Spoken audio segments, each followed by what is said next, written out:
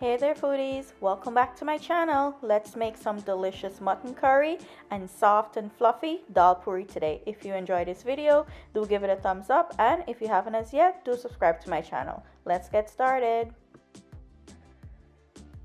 For my mutton curry today, I'm going to start with my curry paste. Here I'm going in with some green seasoning, regular curry powder, some duck and goat curry powder, some Greera masala, turmeric, dry thyme, a bay leaf, cinnamon stick, salt to taste, black pepper, and some tomato paste. I'm going to go ahead and set this aside.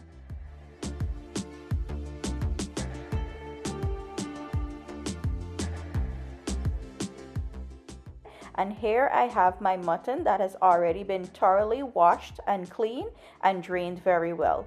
Now let's start frying up this curry paste. To a heated heavy bottom pot, I'm going to go in with some oil, allow that to heat up. Then I will go in with a little bit of sliced onions and freshly cut Weary peppers. I'll let this fry for about 1 minute until the onions start to get slightly brown, and then I will go in with my curry mix.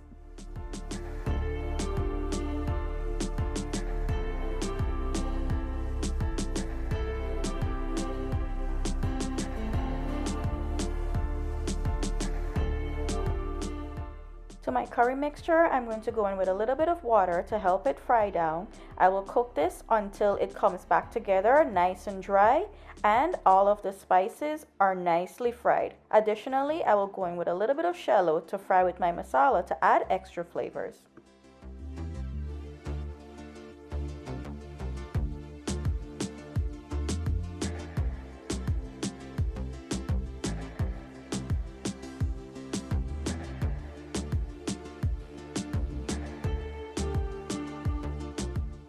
My curry mix has finished frying out. It is now time to add my lamb pieces. I'm going to go ahead and add them individually, ensuring that I do not add any liquid from the bowl that may have drained out. I'm going to give this a good mix and make sure that all of that flavor has been mixed in really nice on the meat. I'll allow this to fry for about 10 to 15 minutes until it releases its natural juices. Allow those juices to dry down, and then I will add my potatoes and hot water to allow for boiling.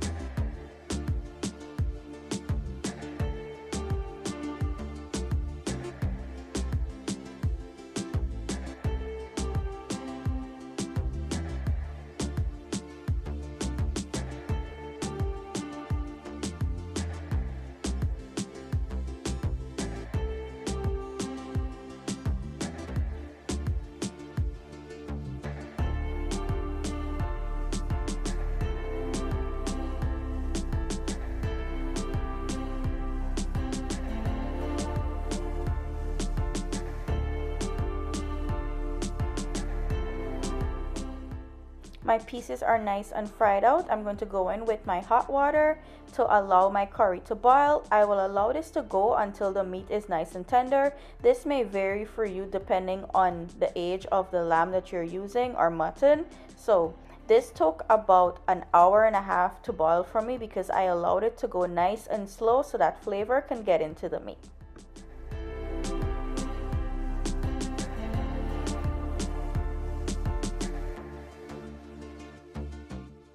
As my lamb is going, I went ahead and put together my flour for my dal puri. Here I have 3 cups of flour with 1 teaspoon of baking powder, 1/4 teaspoon yeast, 1/4 teaspoon salt, and 1/4 teaspoon sugar. Here I give everything a good mix, and I added 1.5 cups of warm water. I'm going to pull this together with my spatula and then go in with my hands and give it a good knead.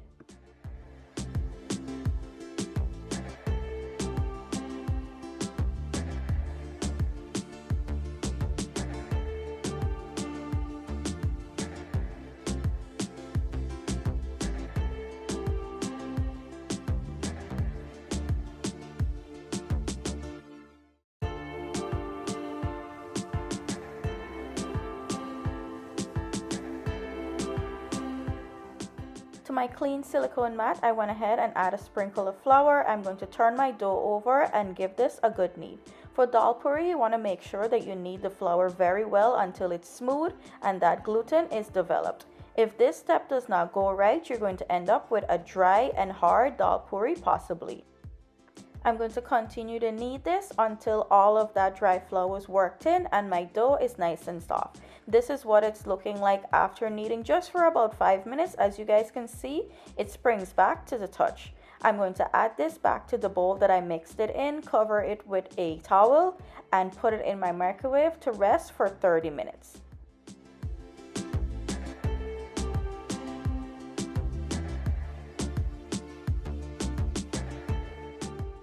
After 30 minutes of resting, I'm going to go ahead and divide this up into equal pieces. I got 8 pieces, however, my piece today only made it up to 7 dal puris and I just made an oil roti with the extra loy. I'm going to go ahead and roll this out into a log, cut it up, and then I will start forming my dough balls. As you can see here, I just flattened it out a little bit. I brought the edges together and then I started to wrung it off into my hands. This step helps to make it easier when you're going to flatten out that dough ball to add your piece. I'm going to continue to do this until all of my loaves are formed and then we will start filling them.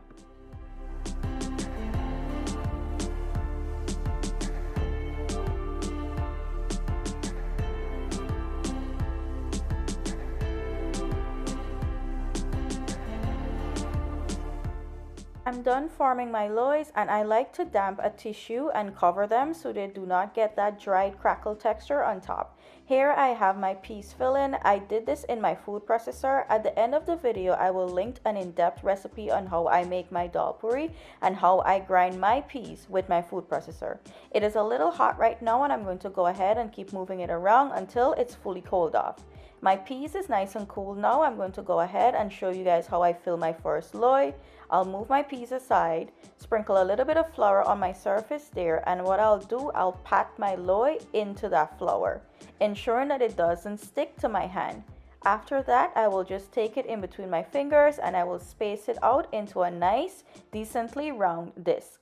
Your dal puris will depend on the size of the tower that you have and how much peas you also have to work with. So work accordingly as to how big is your tower and how much peas you have. Now I'm going to add a nice little brush of oil before I add my peas. This oil helps to keep the peas and the dal puri nice and soft on the inside. And then I will start to add my peas filling. I try to add enough so that all of my dal puri has a little bit of peas filling, but not too much where it's impossible to close. If you add too much, when rolling it out, it may spill out and burst and your dal puri may get ruined. I'm just going ahead and pressing that peas into my hand, and then I'm just pinching the edges and rotating the loy very slowly so that I can close it up. This step may take a few practices before you can get it. However, when you do get it, it's easy peasy. I'm going to go ahead and fill all of my loaves. Like I would have said before, I only got to fill 7 and I made an oil roti with the extra one.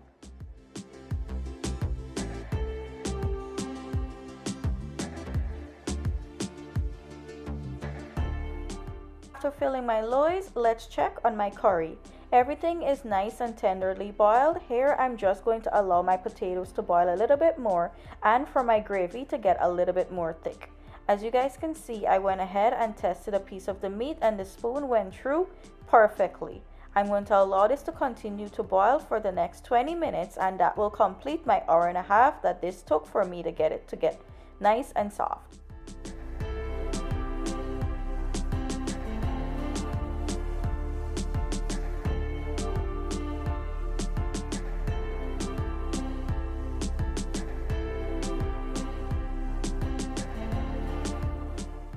It is time to start cooking my dal puris. I went ahead and sprinkled some flour and I floured my rolling pin.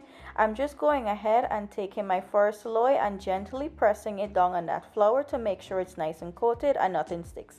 I'm going to gently roll this out until it's a nice and thin roti, And then I will make sure that I have all of my edges evenly rolled out. I will dust off any additional flour because I do not want this on my tawa. It tends to burn and create that little brownness, which you guys know what I'm talking about if you cook roti and excess flour is on your tawa. I'm going to gently roll this out and then we will start cooking it up.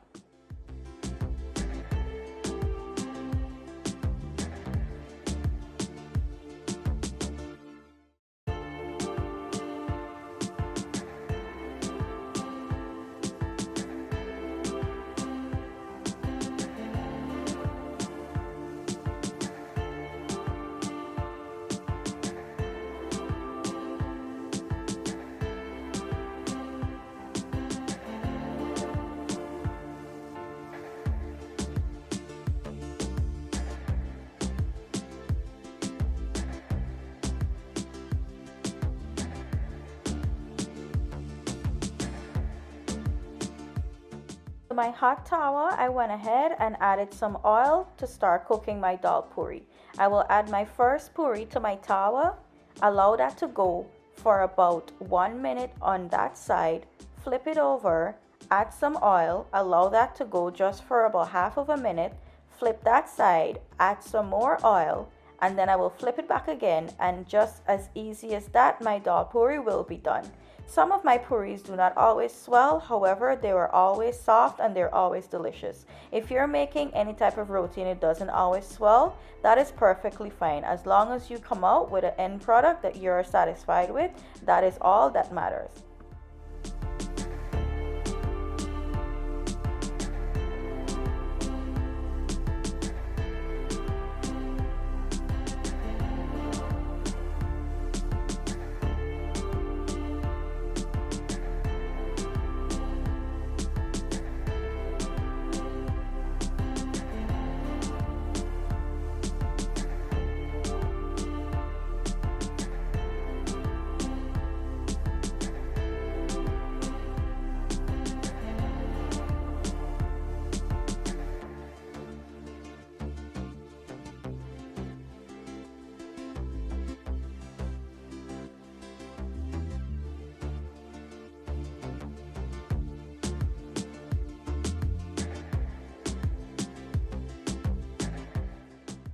My curry is finally finished. I'm going to take it down with a little bit of extra gravy because when this cools down, it gets thick. And we're eating dal puri today, so you want that extra gravy. I'm going to go ahead and finish it with a nice fresh sprinkle of shallot. And this is my finished curry. I hope you guys enjoyed this video. Do give it a thumbs up. And if you haven't as yet, do subscribe. I'm going to go ahead and dish a plate out of this. And you will see how nice it is looking.